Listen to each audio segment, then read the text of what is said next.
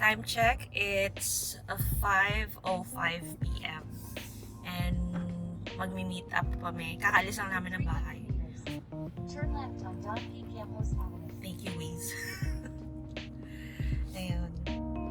We're going to Lake Mapa Nueve.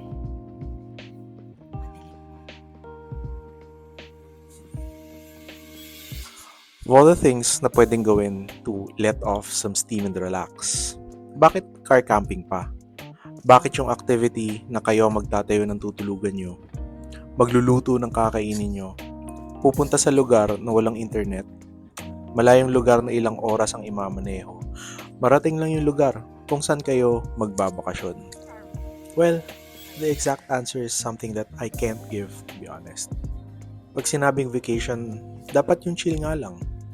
Pero I feel like trying car camping kung saan kailangan mo munang pagpaguran yung setting nyo bago ka makapag-chill ay isang experience na worth it. Core memory, kumbaga. So in this video, come and witness the story of me and my wife's first car camping.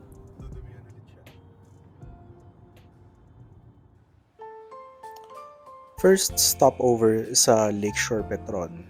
This Petron sa experience ko is yung laging first stopover kapag pa north ang gala. Ideal na stopover kasi this place has everything you need. Food, gears, sabon, toothpaste, damit, kahit souvenirs meron na dito. O diba? Paalis pa lang kayo ng Manila, may souvenirs na agad kayo.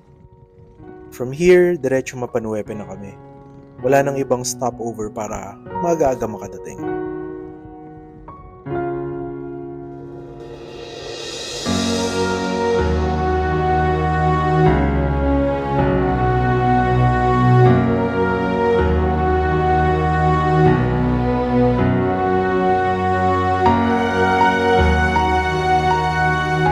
Time check, it's 10:41 a.m. Kakarating lang namin sa Lake Mapanuepe Trail Guide. Yun yung mga nakapila,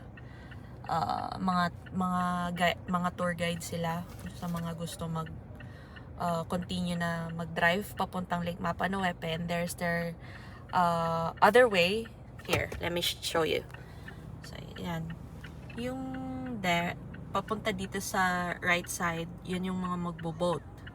And then dito naman, yung mga gustong continue ng trail using their own car. So, ayan. And then there's my husband and his friend, James.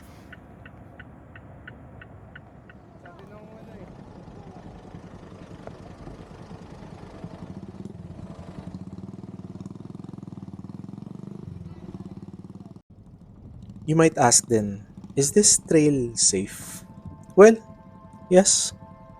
Tourists going to the campsite are almost always accompanied by tour guides. May different trails papunta sa camp, from easy trails to difficult trails na pang cars with na pang overlanding talaga or with higher clearances. Pinili namin yung easier route kasi ito lang din yung kaya nung dala naming sasakyan. Just to share, me and the wife, ang dala naming sasakyan, Mazda CX-5. Kay Ryan, Ford Everest, and kay James naman, Geely Coolray. Most cars, kayang-kaya namang tahakin yung trail na to. From sedans to SUVs to pickups na kasabay namin, and I believe everyone made it to the camp naman ng walang problema. As we continue on, we are greeted by the magnificent scenery of the trail to Mapanuepe Lake. Earlier, binanggit natin na ang isang goal ng pagta-travel ay para makabuo ng mga core memories. And sa gantong view, wala pa sa destinasyon, meron na kagad tayong hindi malilimutan na karanasan. I mean, hindi ka naman makakita ng gantong view kung saan-saan, di ba? A vast landscape, parang disyerto at mga bundok sa distansya. Not your typical landscape sa Pilipinas. There's also the different feel of driving sa hindi sementadong kalsada. Rough road or off-road, whatever you call it. Isang daanan na wala sa syudad. A view with a clear horizon and wala kang makikitang mga buildings. Wala ako sa highway at hindi ko mapatakbo ng mabilis yung sasakyan, pero yung sarap ng pagdadrive kahit malubak and hindi diretso yung kalsada, kakaiba. Usually pag hindi patag yung kalsada, naiinis tayo as drivers eh. Pero dahil siguro maganda ang nakikita namin and bagong experience siya eh, tuwan-tuwa ako mag-drive at the time.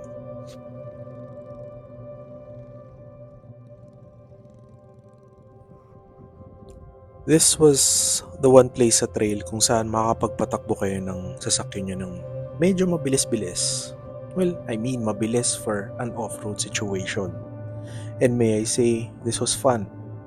The car, as you can see, was sliding a bit kasi dito sa part na to, malambot yung lupa from all the lahar. Make sure na dire-diretso kayo dito kasi it seems na pwede kayong mabalahaw sa gitna kung mag-slow down kayo or titigil kayo sa gitna. Kudos nga din pala sa wife ko na lumalabas pa ng sasakyan para lang makapag-video. Yung kahit ang init at maalikabok sa labas, sige pa rin siya. Kahit inaatake na ng allergic rhinitis, windows down pa rin para malabas yung camera at makakuha ng magandang angulo dun sa trail na dinadaanan namin. Also, other vlogs have more water crossings pero kami ito lang yung ginuna namin.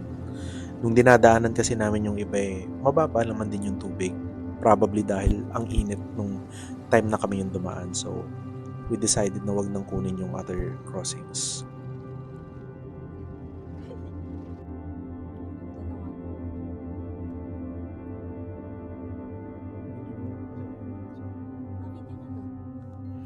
At this moment during the trail, I get the feeling that yes, mukhang worth it naman yung pagod sa drive. Although nakikita ko naman sa mga YouTube videos yung view na ganito, iba pa rin yung ikaw mismo ang nakakaranas at nakakakita.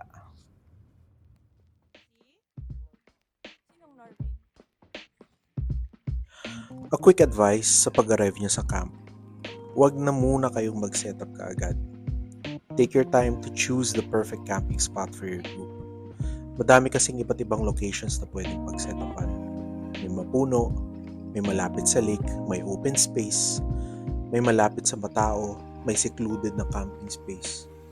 Madaming pagpipilian, so again, take your time.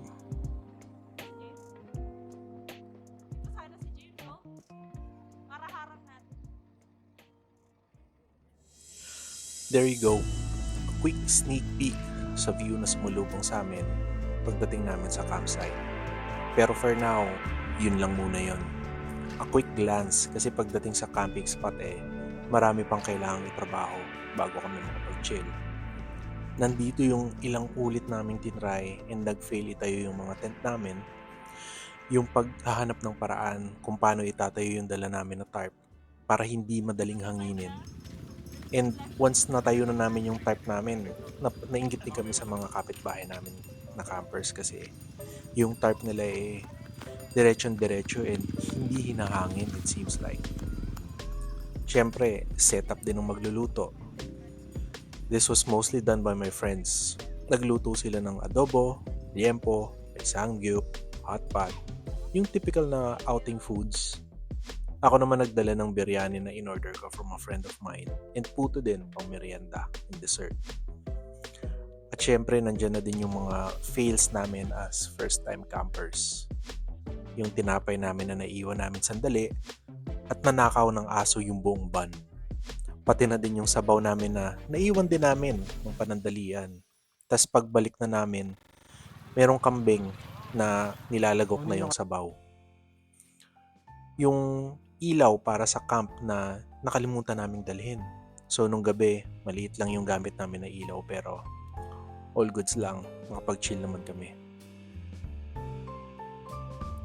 Ganun talaga. Mistakes happen. Pero ang mahalaga naman dito matuto kami. Para sa susunod na camping maiwasan namin yung mga gantong mistakes. Pero again, lagi naman kami nag-e-expect ng ganyan. And at the end of the day, yung mga gantong bagay makes the experience more fun na i-reminisce. Wala namang perfect Ganun talaga.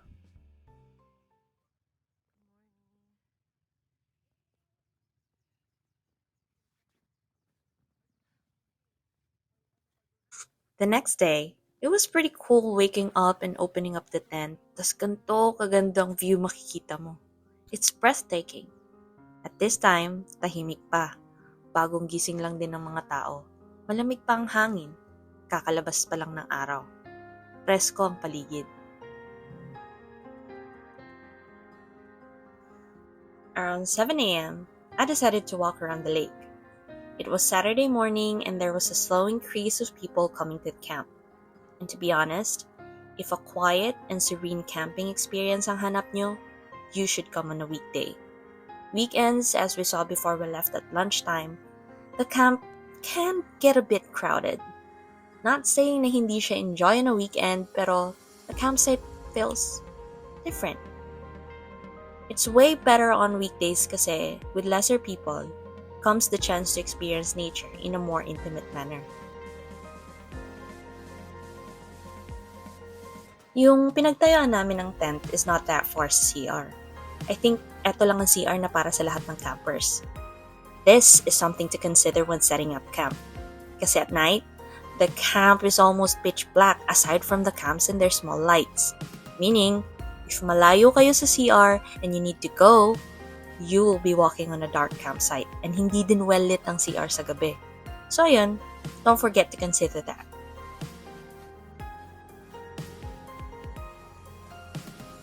The place also has a store that sells basic necessities. May sabon, may sponge, halo-halo, may buko, at kung ano-ano pa.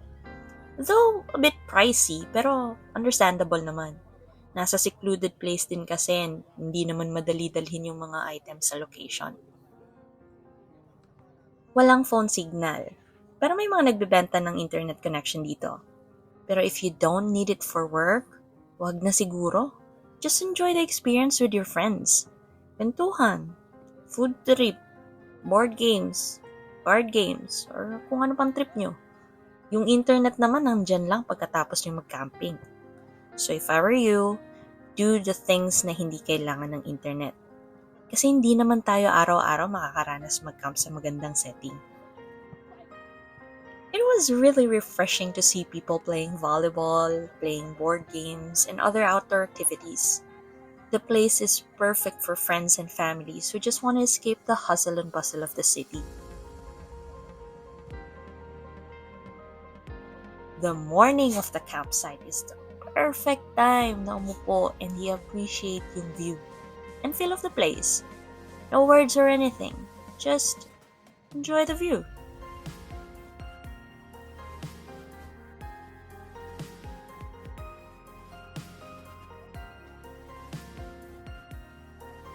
Before kami umalis ng husband ko, we asked ourselves, was it worth the trip? Yung pag-setup ng tent na nangangapa kami kung paano kasi first time. Yung pagbiyahe ng 5 hours para makarating ng Zambales. Yung paghahanap ng perfect na araw para makapag-file ng leave sabay-sabay ang grupo para madami-dami kami. I would say yes. Yes, nakakapagod pumunta, and yes, nakakapagod mag-setup ng camp. Pero as with all things in life, it's always the things that you work for that are worth it and will stay with you forever.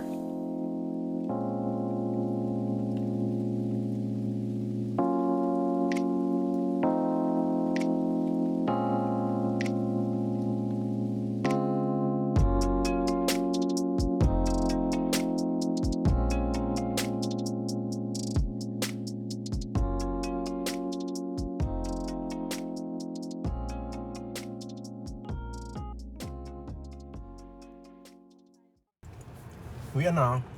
Not yet. Joke lang. Liwa Beach naman. Yeah.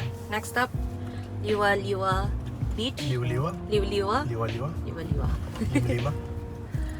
Basta. Para makapag mas relax. Because camping is not as Relaxing ah. relaxing as I thought. Pero Well, masaya siya. it's probably because it's our first time na mag-set up ng ganun ka daming equipments, tent, fly sheet, yung food. First time din sa time magtayo ng lahat-lahat. So, Yeah. First time din natin. Yung kakabukas lang talaga literal. Hindi pa kakabukas lang ng items na binili natin sa Decathlon. So talagang nangangapa talaga tayo. So malalo ko matatapon. we're tired. hindi ganun ka-relaxing yun naman. Yung first few hours of our stay in Lake Mapanuepe. But after that naman, di ba? Very chill. Honestly, kung ako tatanungin, hindi siya chill, pero very, rewarding. Tsaka memorable. So, ulitin pa. Pero kung hanap ko yung relax lang talaga, camping would not be it. Kung gusto ko may challenge, camping would be it.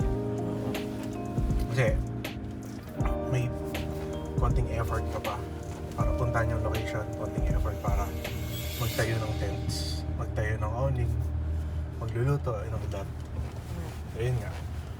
Hindi siya ganun ka-chill. Pero, if we're talking about something na memorable and would do again, yes, I would do it again. Memorable siya. Enjoy.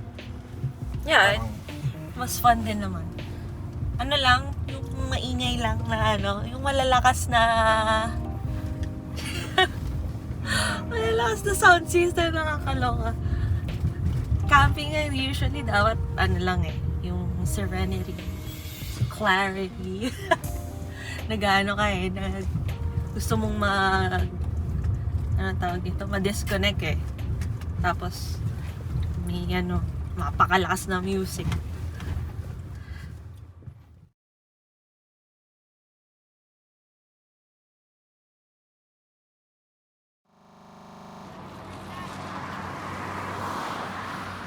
Time check, it's 11:47 p.m. And look at that view. We're going to have lunch and napili namin something local naman para tumabi ka. Nasa Try gitna ka ng natin. kalsada. try natin yung local na food. Let's try. Ha?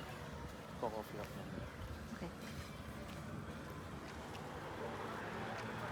Before kami tumuloy sa Cabangan Beach, lunch muna tayo. Ang unang yaya ng asawa ko was something quick like McDo or Jollibee. Buti na lang yung tropa niya ay nagsabi ng, nasa ibang lugar tayo, magpa-fast food ka. Kainang lokal tayo, pre. Tama nga naman, nasa malayong lugar kami, so bakit hindi yung lokal lang itry namin? Dito kami napadpad sa James Kitchen and Cafe. Ang ganda ng view dito. Sa harap at likod ng kainan, bukid ang makikita mo. Busog na nga yung tiyan mo, pati mata mo, busog pa sa ganda ng view. Yung pagkain, masarap din. May Bicol Express, pork steak, dinakdakan. Pero ang bago para sa amin na natikman namin ay yung Gotong Batangas. Ganito pala ang Goto Batangas style. Yung kanin nakahiwalay dun sa sabaw. Mayroon din kaming binili na mushroom and tofu sisig. Masarap ipulutan. More on the sweet side ang lasa niya kesa sa usual na maalat na sisig. Swakto kung medyo health conscious ka.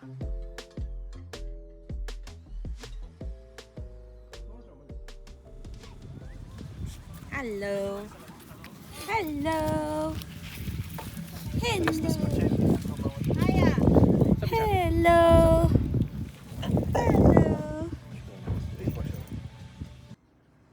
The Airbnb we booked was simple. One room with 5 beds, may kitchen, dining area sa labas, and a little shared pool. Pero ang selling point nitong Airbnb na to ay yung outdoor niya. Napakalawak na outdoor area and nasa tapat nito ay yung napakagandang beach. Ito yung view na habol namin nung binook namin ito. Parang hindi siya masyadong go-to na place, so kitang-kita niyo naman na ang konti ng tao. Maluwag! Maraming space for activities. May mga nakakapag-ATV pa nga After some camping kung saan nakaranas kami na patuto kung paano mag-ayos ng campsite, this day 2 was the perfect ender para sa vacation namin. Day 1 was a day where you had to work para ma-set up yung pagsistayan nyo. Day 2 naman was a day where you just go to the Airbnb and and chill. Yung preskong simoy ng hangin. Yung tunog ng alon ng dagat. Yung araw na sakto lang ang taas para yung init niya sa balite, hindi na mahapdi. Yung tunog ng mga taong nagtatawanan sa distansya. Yung mga beach dogs na lumalapit-lapit at nagbabaka sakaling mabibigyan ng pagkain. A worthy ending para sa Zambales trip namin. Kung umabot kayo sa point na to, salamat. And we hope to see you again on our future Gian and Jackie's Travel Tales.